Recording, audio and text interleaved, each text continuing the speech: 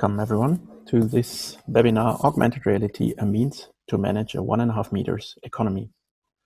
My name is Jonas and I'm a postdoctoral researcher at the Brightlands Institute for Smart Society. I have a PhD in digital marketing and consumer behavior, and my research focuses on emerging technologies such as augmented reality and virtual reality. And today I want to talk about how we can manage this challenge that COVID-19 puts on all of us with the help of emerging technologies. So before we talk about augmented reality, what it is and how it is different than technologies such as virtual reality or mixed reality, we first have to understand what challenges COVID or Corona puts on us.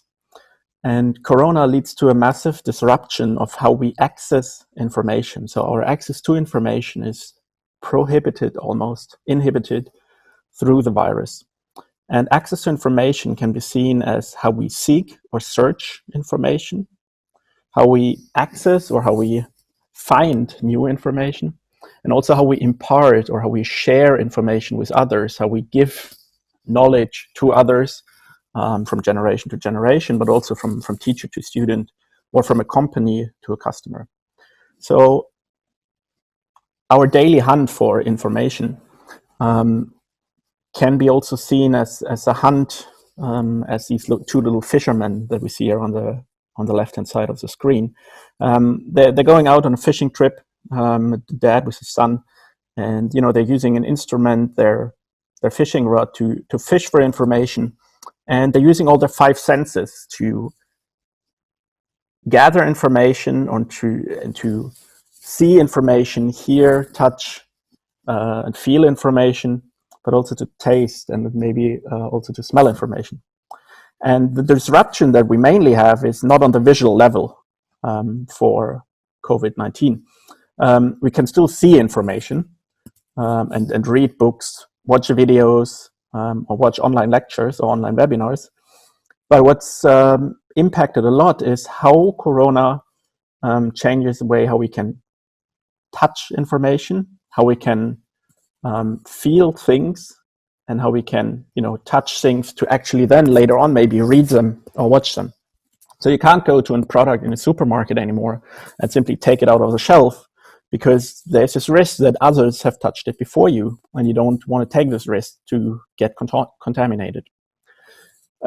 Similar things, you can't touch products in a store anymore. You can't go to IKEA and just lay in the bed that you might want to buy, because you don't know who has laid in there before you. Similarly, you can't try products in the store anymore. There's no trial option anymore. You can't try those little food products that you're used to when you maybe go to the market. So access to information is incredibly restricted, especially for all other senses than our visual sense. So this massive disruption to access to information, or of access to information, that Corona causes is a trick for us. It's tricky to overcome for our society. And nowadays, or as of, let's say, May 2020, it looks like this disruption of access to information is going to stay for a while. It looks like it was going to stay for a couple of good months at least, if not even years. So we have the challenge to overcome this disruption of access to information with the help of emerging technologies, hopefully. So to overcome this problem of access to information, we have to change our thinking and the way how we present information to the society, to customers, to students, to peers and colleagues as well. And while I'm an avid fan of print media, I love the smell of books, I love to touch books and read books, I'm also a researcher, and I can't really deny that the sales numbers of print are declining from day to day. And the final nail in the coffin, in my opinion, could be Corona, because it leads, unfortunately, to the fact that we can touch print media less and less. And there's not only print media, there is product packaging and other things that we're not allowed to touch anymore. So on this continuum from physical to virtual forms of presenting information, print is obviously the most physical form. Print itself is physical, and it's printed on a physical medium as well. We have displays like a computer screen or an iPhone screen or a tablet screen that you're using right now as well to watch this webinar, which presents digital information yet on a physical canvas. And then we have new emerging technologies such as augmented reality and virtual reality, which are more on the virtual side of the information presentation continuum. Now, if we dive into augmented reality, we have this very well-known and famous, you could say, father of modern marketing, Michael Porter, who said 4 years ago, every organization needs an augmented reality strategy. And whether it's coincidence or not, last week, he said augmented reality is a technology whose time has come. And it might be that, as I mentioned before, we finally have to see the end of print, but we see the rise of a new other technology because it helps us to convey and present information in a different form. So what is augmented reality actually? What's the concept behind it? How is it different than virtual reality? And what are the devices that we can currently use? So augmented reality is very different from virtual reality, even though the names are so similar. But augmented reality combines physical and virtual objects in a physical environment. Basically, this means augmented reality generates holograms. As you probably still remember the movies Star Wars or Star Trek, we have those artificially digital holograms that are sitting in our real world. And they look very realistic. And this is because in augmented reality, the devices register physical spaces and virtual objects, and they're synchronized in the same time. So these digital objects seem incredibly real. In addition, augmented reality is interactive. That means you can interact with these holograms. You can resize them, you can turn them around, you can move them around in your physical space, and you can see how your physical spaces are changing in real time. For example, IKEA has an application where you can preview a hologram of a couch in your living room, and you can change the colors of the couch right away, which helps you to redesign your living room. This is something that you can't do with the traditional print media. Now, you could argue you can do the same in virtual reality. I can create a virtual living room of my actual living room, then project new furniture into it. And then that might be right, but the main difference in terms of the availability of devices is that for augmented reality, I would say 95% of us have augmented reality enabled devices. And these are mainly these. Smartphones, we all have them. And they are by now all augmented reality enabled. So they can all project holograms on the screen into our world. And this wide availability of technology for tablets, phones, or desktop applications makes augmented reality so valuable in the times of COVID because we could reach everyone. There are also augmented reality glasses, such as Google Glasses or the Google Enterprise Glasses or the Microsoft HoloLens too. But they're still very pricey. They have some technical setbacks still, like the battery only lasts for a few hours and they feel kind of uncomfortable if you wear them, let's say, for a longer period. And longer period means for more than 15 or 30 minutes. And this is also why virtual reality, in my opinion, doesn't have the benefits that AR has. Because for virtual reality, you need the headsets and they're still not widely available. There are not enough applications, but with augmented reality, there are plenty of applications available and they're easily accessible by the whole society. Now, as I mentioned before, we need to think of a way how we can change the information that we present. Okay, not only the information that we present, but also how we present those information.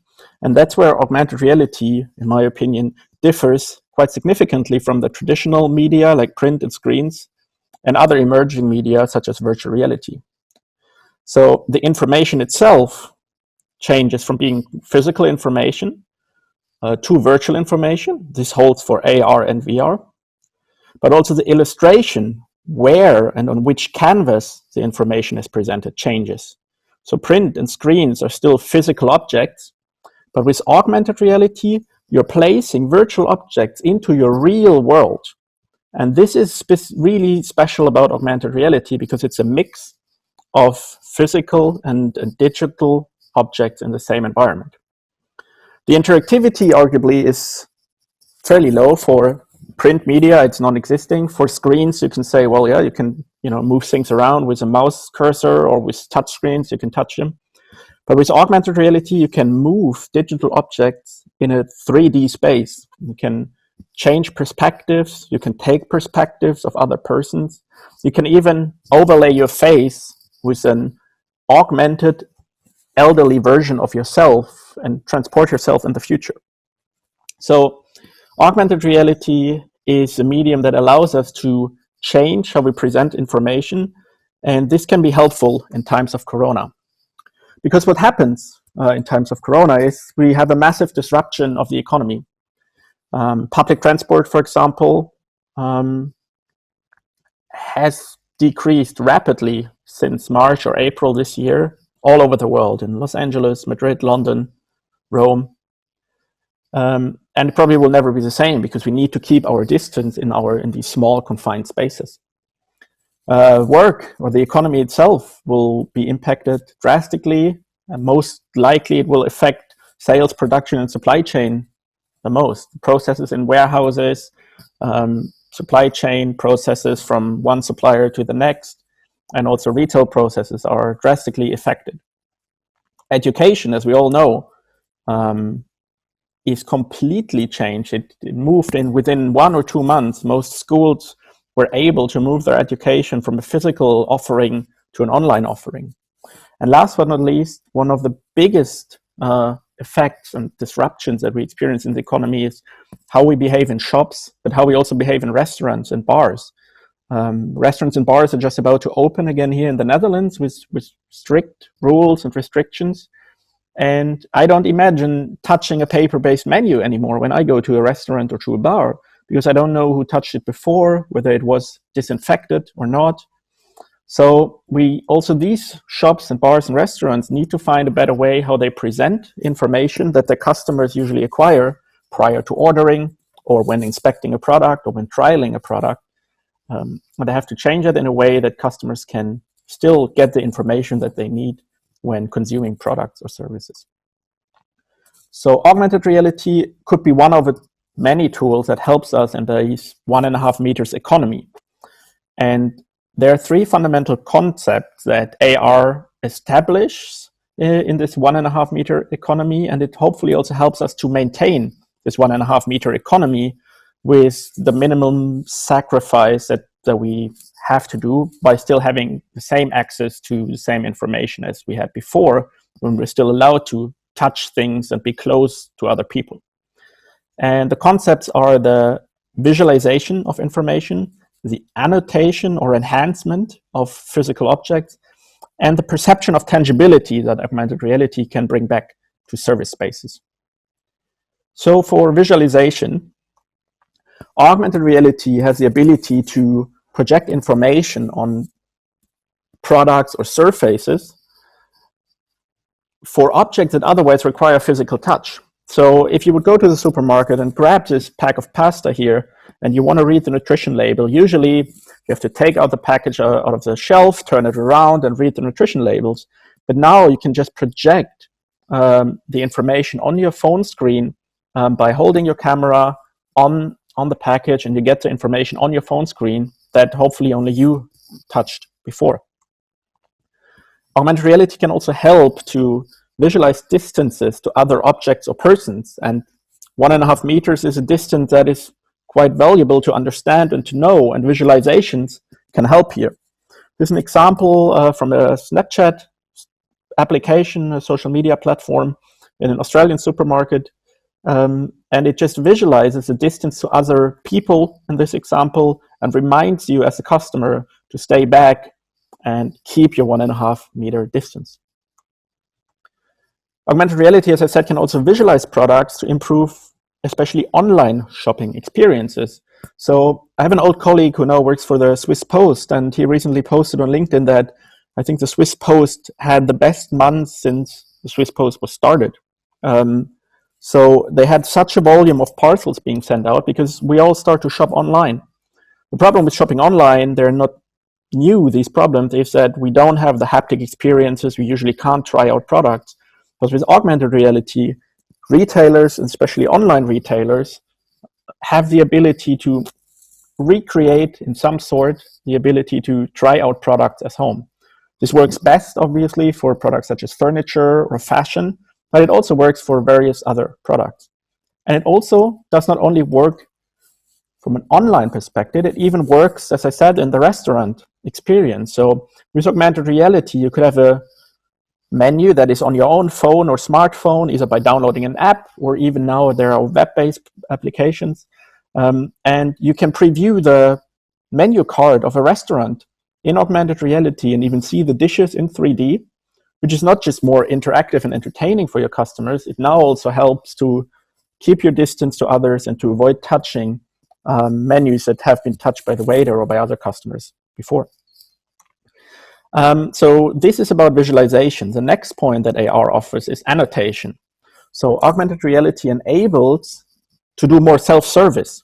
And if you can do more self-service from home, let's say refill the oil in our car or fix something else on our engine in our car using the help of augmented reality, we don't have to visit a workshop anymore, which allows us to keep more distance and which also allows companies to reduce costs associated with after-sales service. And it also enables companies to increase the success ratios and the productivity of remote assistance. So instead of calling someone and getting instructions just over the phone, augmented reality can help you to annotate and enhance what the construction worker that is about to fix this pipe, for example, is seeing, and you can highlight where a screw needs to be adapted and where something else needs to be fixed, for example. This works for B2B businesses, but it works also for simple B2C after-sales application. Like imagine Philips is selling an expensive espresso machine and this needs some after-sales service. Instead of the customer sending in the whole machine, you could improve your remote assistant and let the customer repair some damages or exchange a part by itself.